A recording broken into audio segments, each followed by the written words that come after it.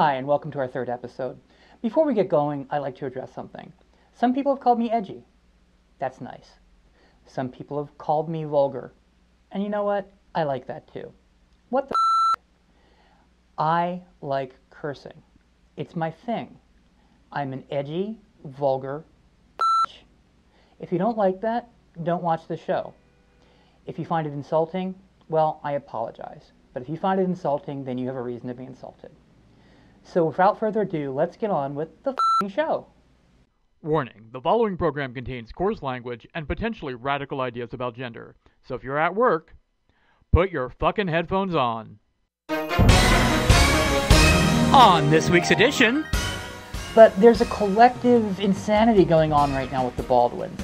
A packer is for a trans male. It's pretty much penis. If you're going to use the word transgender or transsexual, just use trans.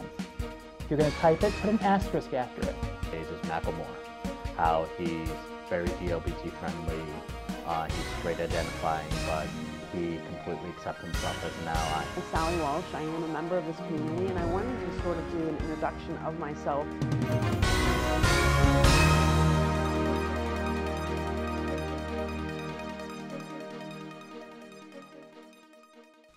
Welcome to the third edition of This Week in Gender. Let's kick it off as we do every week with some news.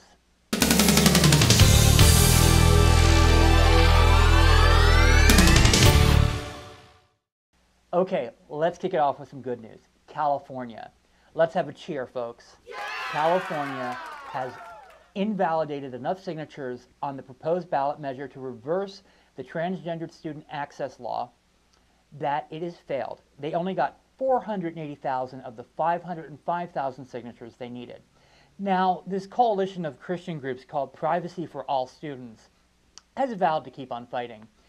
I have a problem with this. Privacy for all students? Doesn't that include transgendered students? You know, they often come up with this bullshit that because transgender students are such a little minority, they can be hurt. That's bullshit, and fuck you guys, okay? Thank God it failed. Let's hope it stays that way. Now, I hate calling out anyone who I like, but the Baldwin brothers, 30 Rock, Adam in Firefly, these are all great things. But there's a collective insanity going on right now with the Baldwins. First, Alec writes an essay in response to him being called a homophobe, where he actually uses the words, and I have to read this because it's too inflammatory to remember. He uses the word tranny. He says an MTF tranny asked him if he was looking to get, dry cleaned. And he goes on, and this I love. He says, "Am I a homophobe? Look, I work in show business. I am awash in gay people, as colleagues and as friends. Yeah, everyone has a black friend, an Asian friend, a gay friend, and everyone's got the lesbian aunt. That doesn't make you not a homophobe. You use the word cocksucker, you've used the word faggot. In fact, you used it in this essay. Alec wants to leave public life. Well, good luck with that, Alec. We'll see what happens when the money runs out." Now, something absolutely amazing is going on. There is a show called Transparent, which is on Amazon, and it's for free. Amazon put out some pilots, basically one episode of several series that they're asking people to vote on to see if they'd like to be full series. Now, Jeffrey Tambor, who's an amazing actor, is starring in this series, and he is playing the transgendered role as a transgendered parent. Now, I'm not going to get into the Hollywood trans misogyny bullshit, okay? I'm actually going to have someone on to talk about that in the next week or two. I don't have a strong opinion on it, but I'm absolutely with the people who do, and I'm going to let their voices be heard. But go to Amazon, I'll throw a link up, check out Transparent and vote for it. This could be an amazing series and could really show like an in-depth look at transgendered life and what it means to transition, especially for an older adult, which is something that we simply don't have. Now, that's it for the news this week. Let's get on with the other segments.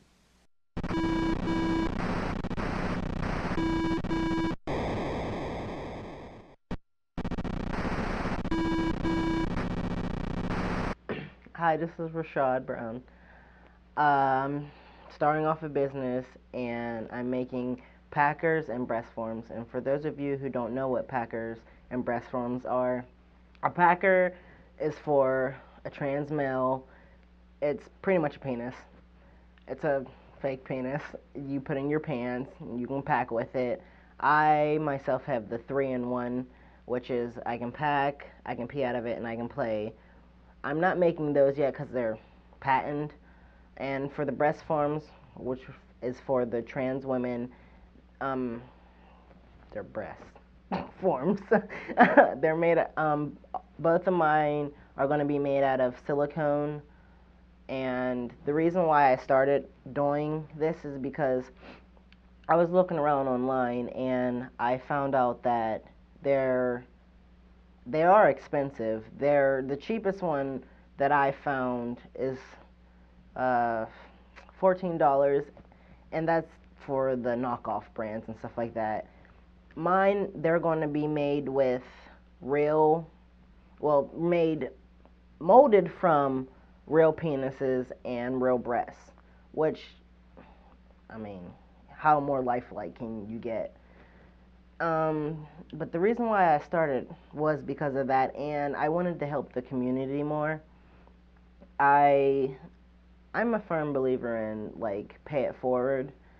So many people has helped me with my transition that I want to help however many people I can, which, I mean, who doesn't? We're all here together, and we hear so much flack about, the trans community, and everybody's putting us down. Why not help each other out and show them that we can make it with or without them. So that's why I'm starting my business. The reason why this is so important is because, well, I can't speak for, the trans women, but I can speak for, I can only speak for myself, really. The reason why this is important is because you already feel uncomfortable in your own body, and, taking testosterone or estrogen, helps that slowly for some people, but, you want to feel, you have the body parts that you have. Even though you want to get rid of them, that'll come later down on the road, but that's the reason why people want breast forms or packers. Like, they want to feel more like a man or a woman. They want to feel themselves rather than the body that they're in. And that's the way I feel. Like, I'm trapped in my body, and I've only been on T for months, but, like, I cannot stand my breast, and I have my packer, and when I first got it, it was the best thing it was like Christmas. So, like, me helping bring that to somebody else, that just makes you feel better about being you, and for you to help out with somebody. So that's the reason why I'm starting it, and it's so important to actually have more organizations do this, or me be the first one that starts it off. I'm just trying to help people and want them to feel like themselves instead of they're trapped in their body that they were born with. And that's it. My name's Rashod Brown on Facebook, so add me. All right, thank you. Bye.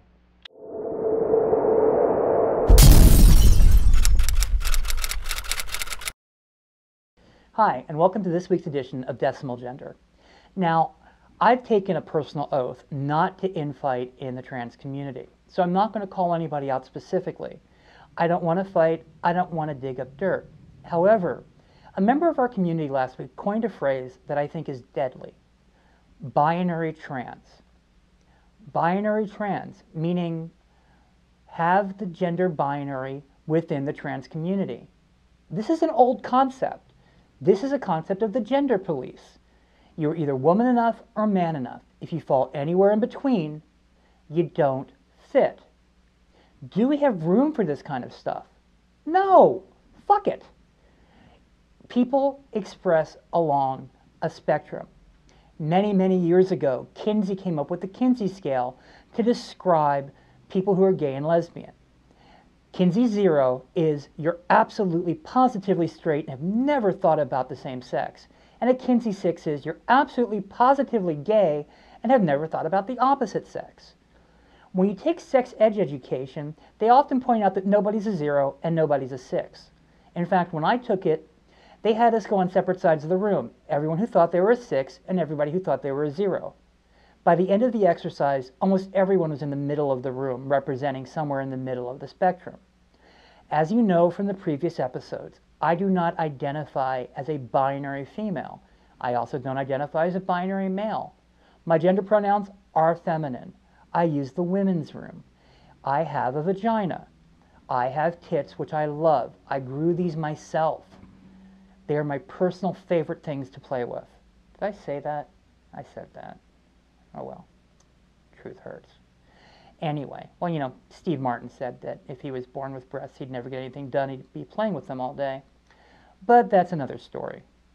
Binary trans. We cannot afford to go backwards. We in the trans community this year have an incredible opportunity. Laverne Cox, Janet Mock, and others are opening the door for us. Just as we risk losing our LGBT fellows to marriage equality, it seems like we're stepping up. People are stepping into the public eye and are being out. Yes, the people who are currently in the public eye are expressing binary female, but that's not all of us. There are many people like me. There are many trans men who feel like they might be part lesbian still. I've heard the term transbian, and in fact, I'm going to try to get somebody on the show in the next few weeks to talk about that. Binary trans is deadly. As I've said before, the gender police. We have enough problems with the real police. We do not need to be hating. We do not need to be telling each other that you're not trans enough, that you're not on hormones. Also, I'm going to give you some quick education. Many, many years ago, you would have called me a transsexual.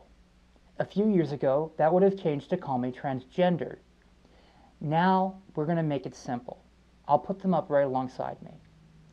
If you're going to use the word transgender or transsexual, just use trans. If you're going to type it, put an asterisk after it. That is all inclusive. Male to female, MTF, FTM, female to male. That's gone too. If the person expresses as a woman, they're a trans woman. If they express as a man, they're a trans man. They are not three initials. We don't need to keep initialing ourselves. And if they're none of the above, let them identify however they want. Thank you, Facebook, for giving us 50 different ways to identify. And you know what? I bet you that's not enough. Other is going to be chosen an awful lot. So to sum it up, fuck the gender binary, fuck the people that want to enforce the gender binary, and fuck the gender police. Live as you live. Be out and proud, and let's take advantage of an amazing year. Be out, loud, public, and show that you're trans, and let your freak flags fly.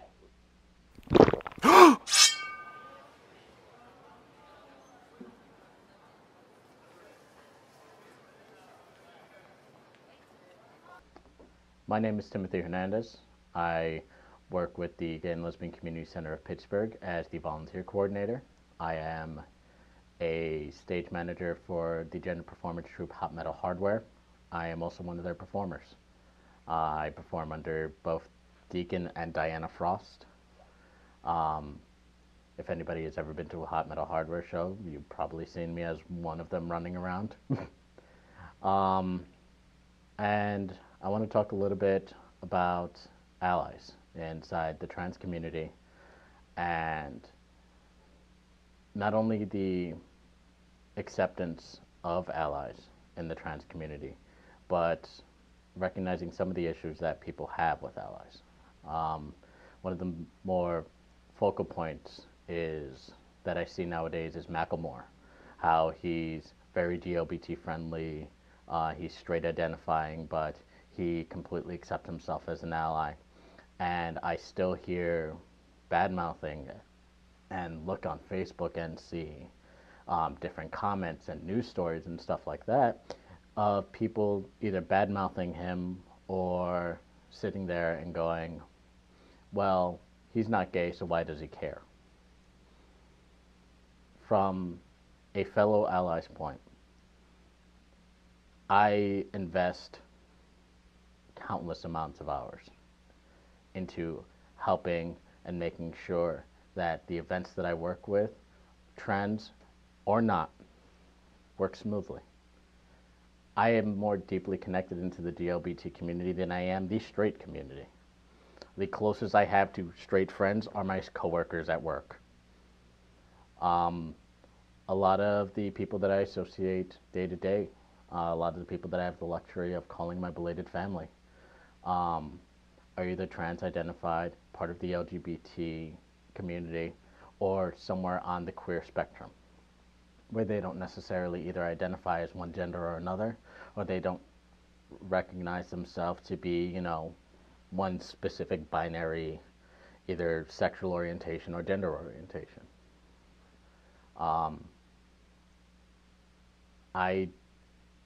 Having family inside the GLBT community was definitely something that I always looked forward to. I always looked to seeing my little sister and her girlfriend go out and talk about the fact that when my little sister comes back from Afghanistan, that they're going and getting married. And that's great and everything. But because I see many different things from not necessarily the outside looking in, but with not a full understanding, because I have not gone through all of the problems and all of the strife and all of the bigotry and stuff like that that other people have gone through, does not mean that I don't care. It does not mean that I do not understand. It does not mean that people who do care, people who are not LGBT, people who do not recognize that trans issues are not the same as LGBT issues, that aren't the same as gay marriage. Because yes, gay marriage is a big deal.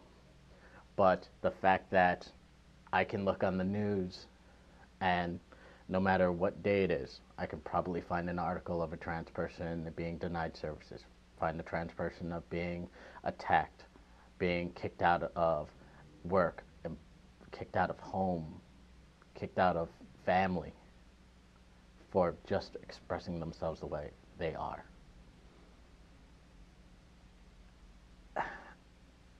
And it hurts. It hurts because no, I will not ever be able to experience that, and no, I will never have a story to tell. But that doesn't mean the fact that I don't care. I've heard a lot of people from many, many years of working in this community that they believe that there's no point for allies. But there absolutely is. If you believe that there is no necessary point for allies, then I can honestly tell you, you and me probably shouldn't be friends. Because you're basically saying that you're not accepting the entire community at large, including the people who just care. If you want to talk to anybody about this, or if you are an ally and want to get more involved inside the community, there'll be links in the video for any of the stuff that I work on with Hot Metal Hardware, which is a gender performance troupe out of Pittsburgh, with the GLCC, which is the Gay and Lesbian Community Center of Pittsburgh, or any of the other things that I probably have mentioned. But allies are needed, and they are appreciated, even though some people choose not to realize it.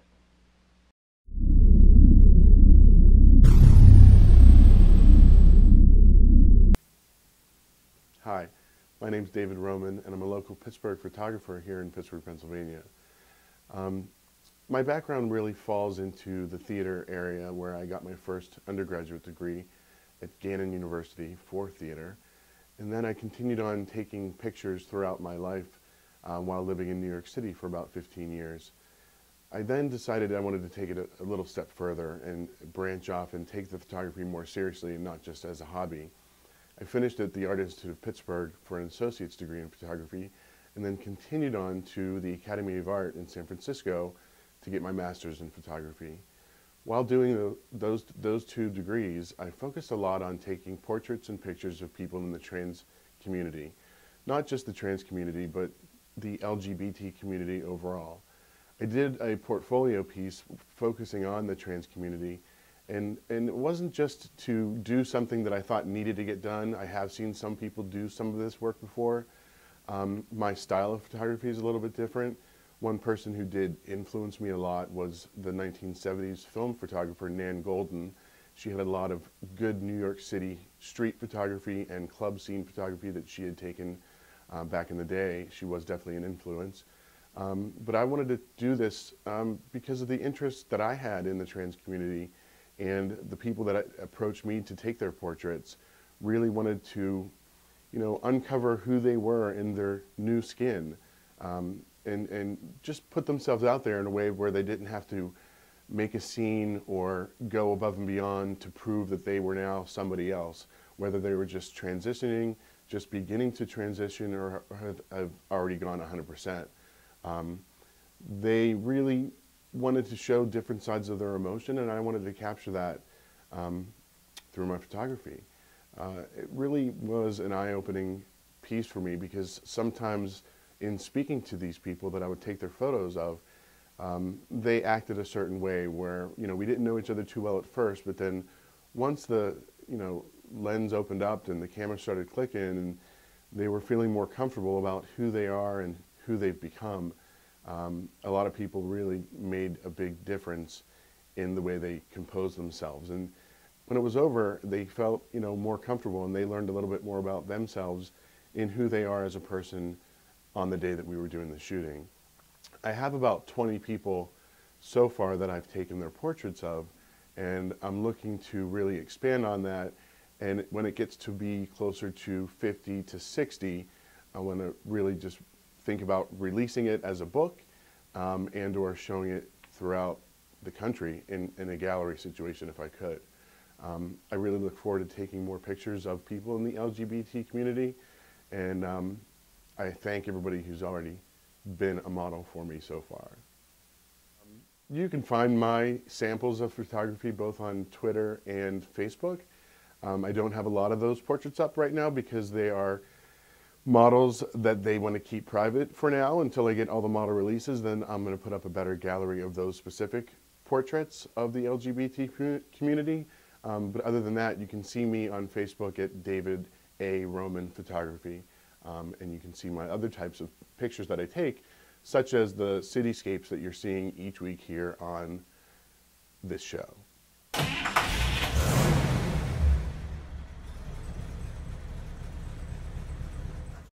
And my name is Sallie Walsh. I am a member of this community, and I wanted to sort of do an introduction of myself, because I think that a lot of times we go along with the assumption that everyone knows everything about everyone else in our community, and that's absolutely not true. So I wanted to give a little bit about information on my background and who I was and who I have become, and my own transition. Although I am not a transgender person, I am a cisgendered female. I am a trans advocate, but in a way, I think that we all sort of transition through our lives. So I want to go through and talk about where I came from. So the reason that I got involved in the trans community is the partners that I've been with.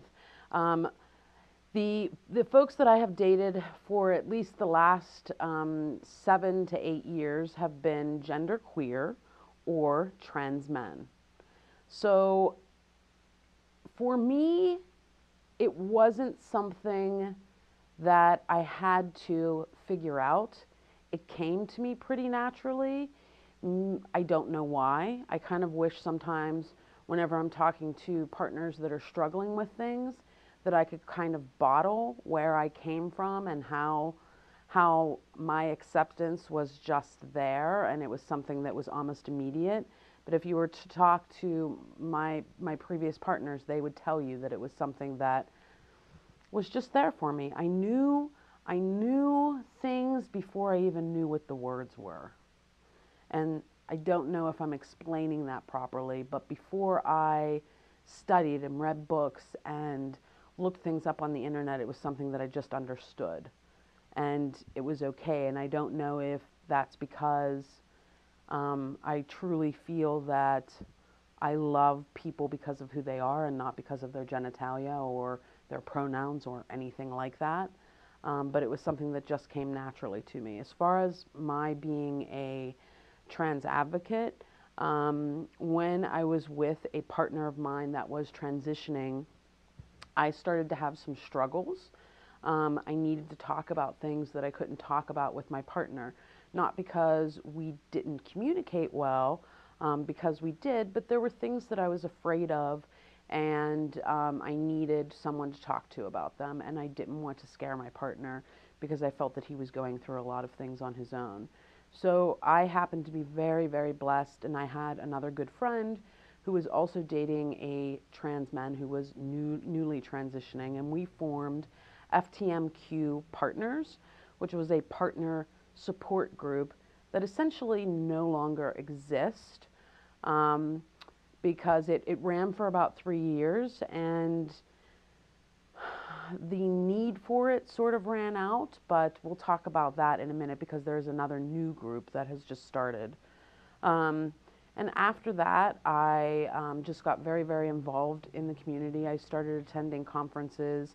I went to Philly Trans Health. I became very involved in a CRG where I work. A CRG is a colleague resource group. I belong to, at my employer, I belong to an LGBT colleague resource group, and I am on the board for transgendered employees. So part of my working there and being involved in that group means that I have this awesome opportunity to be able to travel to conferences like Philly Trans Health, where I'm going to be going again soon in May. I'll be going to Trans Ohio at the end of May. I'm going to a conference in Connecticut in a few weeks. And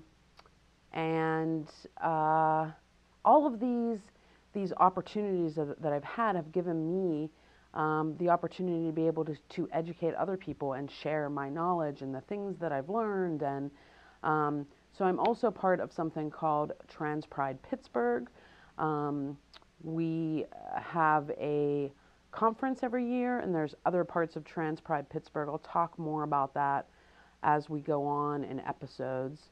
And another thing that I'm doing is part of Trans Pride Pittsburgh, we have a partner support group called Trans Partners. So essentially that's who I am, and that's how I've become an advocate, a trans advocate. So as a cisgendered female, I am a trans advocate.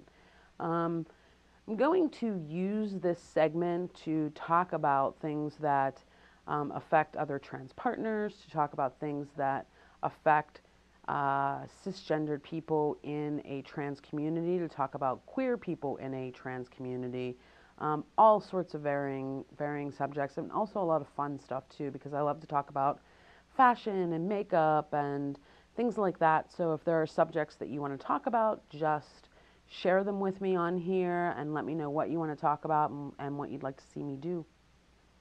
And so that's essentially it. Thanks for listening. Suck my non-existent. Welcome to this week's edition of Suck My Non-Existent Cock. Now, this week I face a problem. Normally I'd call out one deserving asshole to get my reward. You know, we've done 3 Republican governors and 1 asshole radio personality. But in good conscience this week, I can't call one person out. Instead, I have to call out an entire state legislature. Arizona, what the fuck? Are you on a group peyote button? Did somebody put LSD in the water at the state capitol?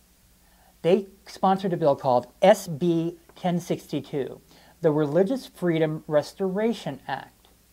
What the hell is a Restoration Act? I didn't hear anybody taking anybody's religious freedoms away.